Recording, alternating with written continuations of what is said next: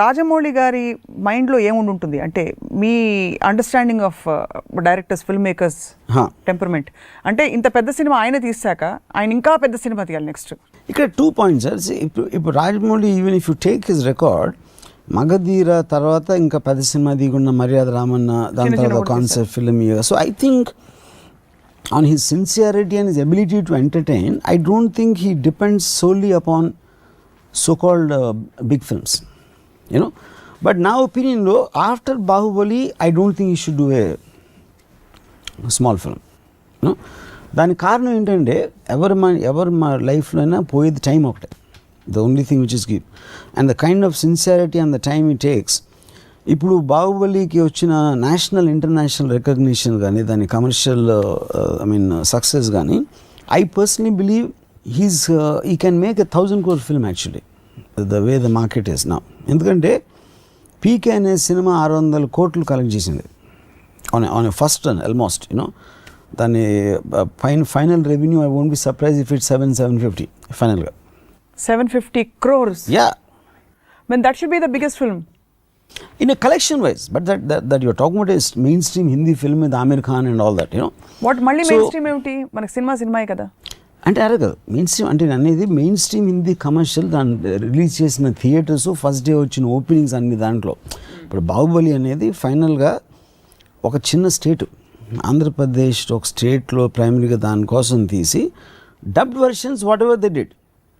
I think that is a far bigger. ఏది మీరు రేషియోలో తీసుకుంటే మీకు pan India, national, middle east, foreign audience అంతా ఉన్నదానికి 600 crore బాహుబలి తెలుగు సినిమాని అక్కడక్కడ డబ్ చేసి రిలీజ్ చేస్తే that itself I think is going to collect some 400 crores finally 400 crores. కాబట్టి ఇట్ విల్ స్టిల్ అంటే ఈ లీగ్లో ఇది బిగ్గెస్ట్ ఫిల్మ్.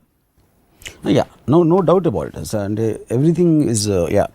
సో ఇప్పుడు రేపు పొద్దున్న పీకే లాంటి స్ట్రక్చర్డ్ ఫిల్మ్ 600 చేస్తే బాహుబలి లాంటి సినిమా ఆమిర్, షారుఖ్, సల్మాన్ లాంటి స్టార్స్తో తీస్తే I don't think it is surprising at all if it collects 1,000 crores. And Rajamouli is capable of pulling it. పీకేలో జరిగిన ఇన్వెస్ట్మెంట్ ఎంత, పీకేలో వాడిన గ్రాఫిక్స్ ఎంత, అండ్ దాని మీద రిటర్న్ ఆన్ ఇన్వెస్ట్మెంట్ ఎంత compared to Bahubali where graphics dominated and took over most of the film. See the point, PK must have been అంటే నాకు తెలిసి 20 crores కూడా అయి ఉండదు అంటే రెమ్యునరేషన్స్ కాకుండా. So return on investment is much higher there. Obviously. కానీ నా పాయింట్ ఏంటంటే ఇప్పుడు మీకు టేస్టీ ఫుడ్ తినాలంటే మీకు డాబాలో దొరకవచ్చు, చాలా ఇష్టమైంది 5-star హోటల్లో దొరకవచ్చు. కానీ 5-star హోటల్ ఇచ్చిన ఎక్స్పీరియన్స్ వేరు ఉంటుంది. సో ఉట్టి ఫుడ్ అనే చూడటం ఎంటర్టైనింగ్, చాలా పెద్ద ఖర్చు పెట్టే సినిమా తీసినంత బోరింగ్గా ఉండొచ్చు, చాలా లో బడ్జెట్లో తీసింది కూడా ఇంట్రెస్టింగ్గా ఉండొచ్చు, అది కంటెంట్కి సంబంధించింది. కానీ ఇక్కడ ఓవరాల్ యాంబియన్స్ మీరు క్రియేట్ చేసిన ఒక లార్జర్ దెన్ లైఫ్ ఫీలింగ్ అనేది ఇప్పుడు ప్రసాద్ ఐమాక్స్ దగ్గర 1-2 కిలోమీటర్ల క్యూ ఉంది అంటే అది it is an anticipation buildup of a film. ఏదో ఒక ఈవెంట్ లైఫ్లో మనం చూడని అద్భుతాన్ని చూడబోతున్నాం అని ఒక ఫీలింగ్ క్రియేట్ చేయటం అనేది బాహుబలి ఈజ్ బిగ్గెస్ట్ సక్సెస్ నాకు. Inside the film what is అనేది సెకండరీ పాయింట్. అది చాలా సినిమాలు చేయొచ్చు అంత ఇంట్రెస్టింగ్ అని, అంత ఎంటర్టైనింగ్ అని. మీరు పెట్టిన చాలా ట్వీట్స్లో మీరు ఒకవైపు పొగుడుతున్నట్టే ఉన్నా కూడా ఒకవైపు there was a comment in everything. Like what? Like for example మీరు ఇచ్చిన మార్కులు, ఫస్ట్ పెట్టిన ట్వీట్ బాహుబలికి ఇచ్చిన మార్కులు ఇండియన్ స్కేల్లో 100కి 500 ఇచ్చారు. నేను అది ఇచ్చింది ట్రైలర్కి.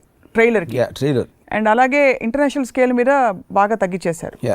మరి ఇంత పెద్ద సినిమా తీసినప్పటికి కూడా ఇంటర్నేషనల్ స్కేల్లో యూ ఫీల్ అది అంటే అది టెక్నికల్ క్వాలిటీ సెన్సిబిలిటీస్ చెప్పారా, లేకపోతే what did you base your judgment? ఇప్పుడు నేను ట్రైలర్ చూసినప్పుడు నాకు కొన్ని షార్ట్స్ నాకు నచ్చలేదు, నేను రాజమౌళి కూడా చెప్పినాను. సో వాట్ ఎవర్ నా సెన్సిబిలిటీ. కానీ అసలు ఇలాంటి ట్రైలర్, ఇలాంటి విజువల్స్ తోటి తెలుగులో తీయచ్చు అనే దానికి అనిమేషన్ కాబట్టి నేను ఆ డిఫరెన్స్ పెట్టినాను. పెద్ద హీరోల సినిమాలు సైతం ఇప్పుడు ఓవర్ షాడో అయిపోయి బాహుబలి ఎఫెక్ట్లో అంటున్నారు. డస్ దట్ మీన్ దట్ ముందు హీరో సెంట్రిక్ సినిమాలు కాకుండా ఇలాంటి ఫిల్మ్ మేకర్ సెంట్రిక్ సినిమాలే దే రూల్ అంటారా? This a good question. Main point ఇక్కడ ఏమవుతుందంటే ఇప్పుడు 4-5 పెద్ద స్టార్స్ అనుకోండి, Mahesh, Pavan Kalyan, Prabhas and whoever it is, Charan. ఎప్పుడు మనం మాట్లాడినా మహేష్ సినిమా వస్తుంది, కళ్యాణ్ సినిమా వస్తుంది, ఆ పేరు ఉంటుంది, సీమంతుడు, లేకపోతే ఇంకోటి ఏదో, గబ్బర్ సింగ్ 2, ఇంకోటి ఏదో. సో స్టార్ని మించి చెప్పడానికి ఏమీ లేదు, చెప్పుకోవడానికి ఏమీ లేదు. బాహుబలికి వచ్చేసరికి the film is bigger than the star. బాహుబలిలో ప్రభాస్ కూడా ఉన్నాడు అని అనిపిస్తుంది, కానీ ప్రభాస్ సినిమా బాహుబలి వస్తుంది అని అంటలేరు అసలు. Actually that's true. So which is what Hollywood he's been doing since decades. హాలీవుడ్లో వచ్చిన ఏ పెద్ద సినిమా అయినా చాలామందికి అసలు స్టార్ ఎవరో తెలియదు. థియేటర్లోకి వెళ్తే కానీ ఒక గుర్తుండారే ఆ సినిమాలోడా ఈ సినిమాలోడా అంటాం, కానీ ఇప్పుడు కానీ all of them are stars. కానీ the film becomes so big by the time it comes for release, it becomes irrelevant who is in it. Of course వాళ్ళ యాక్టింగ్ టాలెంట్, వాళ్ళకున్న కరిష్మా అనేది యాడ్ అవుతుంది అవ్వదని నేను చెప్పట్లేదు. ఇప్పుడు 2012 వచ్చింది, ఎవరు తెలిసి ఎవరున్నారు, లేకపోతే lord of the rings, Avatar. The film it self becomes a brand and not necessary with the director all time. చాలా సినిమాలు మనకి డైరెక్టర్ పేరు కూడా తెలియదు యాక్చువల్గా. It is just it is the aura, the whole film, the grandeur of the film becomes a brand by itself. అది ఇండియాలో first time బాహుబలితో వచ్చింది. అది ఇంతకుముందు ఎప్పుడు రాలేదంట. పీకేలో కూడా there was a star oriented. Of course 100%. Aamir Khan తీసేస్తే పీకే అంతే ఎంటర్టైనింగ్ ఉండొచ్చు, బట్ ఓవరాల్ మీకు వెయిట్ వచ్చింది ఆమిర్ ఖాన్ వల్ల. ఇక్కడ వెయిట్ వచ్చింది రాజమౌళి వల్ల అంటారా, లేకపోతే వెయిట్ వచ్చింది గ్రాండియర్ ఆరా వల్ల అంటారా? ఆఫ్ కోర్స్ ఆబ్వియస్లీ ఇందాక చెప్పాను, రాజమౌళి లేకపోతే సినిమా అనేది లేదు. First of all initiated, intended it and envisioned it and created it. But for the person outside Rajamouli also will become insignificant. అంటే ఫర్ ఎగ్జాంపుల్ ఒక్క సెకండ్ రాజమౌళి అని లీడ్ అనుకుంది, ఇక్కడ ఎవడో కొత్తోడు తీసాడు అనుకోండి, సపోజ్ ఎవరి దగ్గర డబ్బులు ఉన్నాయి, ఎవడో it will have the same impact because of the sheer size of the film. Rajamouli తప్పితే వేరెవరు తీయగలుగుతారా అనేది అది వేరే క్వశ్చన్. అది but eventually you are reacting to the intention of the film. అంటే ఒక డైనోసార్ వచ్చేసింది, అది మీరు పెట్టారు, సింహాలు పులులు మామూలుగా తిరిగే అడవిలో డైనోసార్ వచ్చి భయపెట్టేసింది. ఇప్పుడు ఇంపాక్ట్ ఎలా ఉంటుంది? ఇప్పుడు ఒక చిన్న ఎగ్జాంపుల్ చెప్తాను. నాకు ఒక డైరెక్టర్ తెలుగు ఇండస్ట్రీలో మగధీర తర్వాత తన సినిమా ఒకటి రిలీజ్ అయింది and first 3 days terrific collections, మగధీరాని దాటేస్తుంది అని చెప్పారు అప్పుడు ఆ టైంలో. అలాంటి న్యూస్ వస్తున్నప్పుడు నేను తను కొంతమంది కూర్చుంటే నాతో ఈ డైరెక్టరు రాజమౌళిని కొట్టాలని డిసైడ్ అయిపోయానండి. కొట్టేసినప్పుడు మళ్ళీ లెక్కకుండా కొడతాను, ఎప్పుడు ఆడి సినిమా తీస్తే మళ్ళీ నేను తీస్తా అని చెప్పాడు. ఎవరో ఒక డైరెక్టర్. ఓకే, అది ఇప్పుడు కాంపిటేటివ్ స్పిరిట్ అనేది it's a very healthy thing. ఆ లాంగ్వేజ్ కరెక్ట్ అవ్వచ్చు, మీరు అగ్రీ చేయకపోవచ్చు, అవ్వకపోవచ్చు, కానీ ప్రతి మనిషికి అవతలోడిని కొట్టాలి, అవతలోడి కన్నా పెద్దోడిని అయిపోవాలని ఒక బిజినెస్ మ్యాన్కి ఉంటుంది. నా ఒక సపోజ్ ఒక బట్టలు కొట్టి పెట్టారు, ఆ పక్కన ఇంకో ఆడి బట్టలు కూడా నాది బెటర్గా ఉండాలి అని కోరుకుంటాడు. ఏ మనిషి అయినా అవతలోడి కన్నా నేను బెటర్గా ఉండాలి అని కోరుకోవటం అనేది సహజం, స్వార్థంతో. అవతలోడు దాటేస్తున్నా అంటే వాడిని దాటేయడానికి మ్యాక్సిమం ట్రై చేయడానికి కూడా సహజం, which is competitive spirit in people. ఇప్పుడు బాహుబలి వచ్చేసరికి ఎక్కడ ప్రాబ్లం ఏమొస్తుంది అంటే, ఇందాక నేను వర్డ్ స్తబ్దత ఉంది ఇండస్ట్రీలో, అందరూ స్టిల్ అయిపోయారు. అంటే ఒక ఏం మాట్లాడడం లేదు. అంటే ఆ పూరి జగన్ సినిమాలో డైలాగ్ ఉంది కదా, మైండ్ బ్లాక్ అయిపోయింది, అది కరెక్ట్ వర్డ్. ఇప్పుడు దీనికి ఎగ్జాంపుల్ ఏం ఇస్తానంటే, నేను అంటే పరుగు పందెం ఉంది. పరుగు పందెంలో మీరు పరిగెడుతున్నారు, అంత కష్టపడి ట్రైనింగ్ చేశారు, అది చేశారు, ఒక 10 మంది పరిగెడతాం అంటే ఒకడు కొంచెం బెటర్గా పరిగెడుతున్నాడు, మీకన్నా 20 అడుగులు 30 అడుగులు 40 అడుగులు దూరంలో ఉన్నాడు. వాడిని అందుకోవడానికి మీరు మ్యాక్సిమం ఫుల్ ఇంకా ఎఫర్ట్ ట్రై చేస్తున్నారు. దట్ ఈజ్ అప్పుడు ఈ పరిగెత్తే వాళ్ళందరూ డైరెక్ట్లు అనుకున్నాం. మగధీర అప్పుడు అది సిచ్యువేషన్. అప్పుడు అందరికన్నా ముందు పరిగెట్టే రాజమౌళి ఒక 40 అడుగులు 50 అడుగులు ముందు ఉన్నాడు.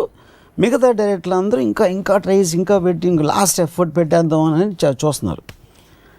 ఇప్పుడు బాహుబలి ఏంటంటే అసలు ముందు వెళ్ళినాడు కనపట్లేదు, అది లేడు, హారిజాన్లో లేడాడు, ఆ ఫినిష్ లైన్ దాటేసి మనకు కంటి చూపు అనకుండా వెళ్ళిపోయాడు. సో ఇప్పుడు మనం అసలు ఎవడు ఆడిని అధిగమిద్దామంటానికి వాడే కనిపించిపోతే ఎందుకు పరిగెట్టడం దండగానే ఉంచున్నారు. ఇప్పుడు that is the most perfect analogy I can give of the film industry state of mind. Directors అందరూ అప్పుడు ఎందుకు అని అక్కడ స్వామి వివేకానంద టైప్లో ఒక రాక్ మీద కూర్చుని ఈ బతుకు ఎంత జాలే, ఈ జీవితానికి ఎంత ఇంకా ముగిద్దాం అనే మూడ్లో ఉన్నారు అందరూ. And for more videos, please subscribe to iDream. Please subscribe to iDream. Please subscribe iDream. And please subscribe to iDream. For more videos, subscribe to iDream. Please like, share, and subscribe to the channel. Congratulations, iDream. Subscribe to iDream. Subscribe to iDream. So subscribe to iDream Media. iDream team అందరికి huge congratulations. Please subscribe iDream Media. Please subscribe to iDream. Subscribe iDream. Please subscribe to iDream. iDream అంటే నా కళల ఛానల్ను subscribe చేసుకున్న నోరు తిరుగుతలేదు, మీరైతే గంట గుర్తు కొట్టండి. For more such videos, please subscribe to iDream.